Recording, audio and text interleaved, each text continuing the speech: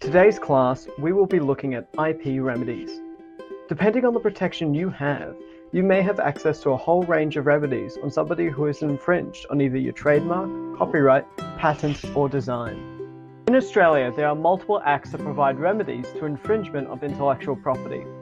In this lecture, we will be mostly looking at remedies that are available to all different types of IP protections, such as copyright, trademark, patent, and registered design. Interim injunctions is where something is put on pause so the question can be addressed before the court.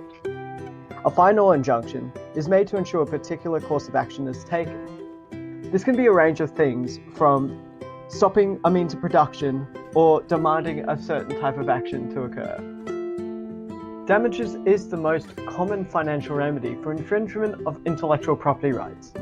Damages are only awarded if at the time of infringement the defendant knew or ought to have known that the act constituted an infringement of IP protection.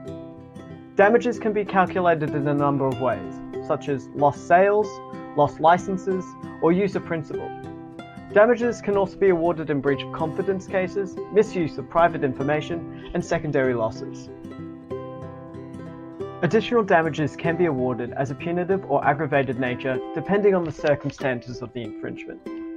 This will depend on a number of factors, ranging from deterring similar infringements to the flagrancy of the breach and the conduct of the defendant. For most IP rights, a claimant may elect for account of profits over damages. Depending on the type of IP breach, the applicant may only seek profits which are attributed to the infringement of the IP protection. When IP breaches are a result of registered design and are unable to be separated, then the courts may make some discretion on whether to elect full net profits. If the compensatory damages are insufficient, the court may seek for an award for conversion damages. This is where the applicant may take control of infringing copies or devices used to make the infringing material.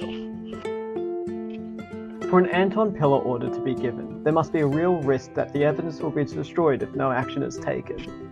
This order gives permission for the plaintiff's solicitors to enter the defendant's premises to inspect and remove defined articles and documents. Not every breach of IP protection will be found in criminal provisions.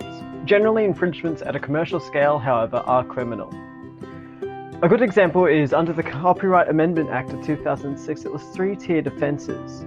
The lowest being strict liability offences, which is a no-fault element, up to indictable offences, which are the most serious, with fault elements of intention and recklessness, which can be up to 5 years imprisonment and nearly $100,000 in fines.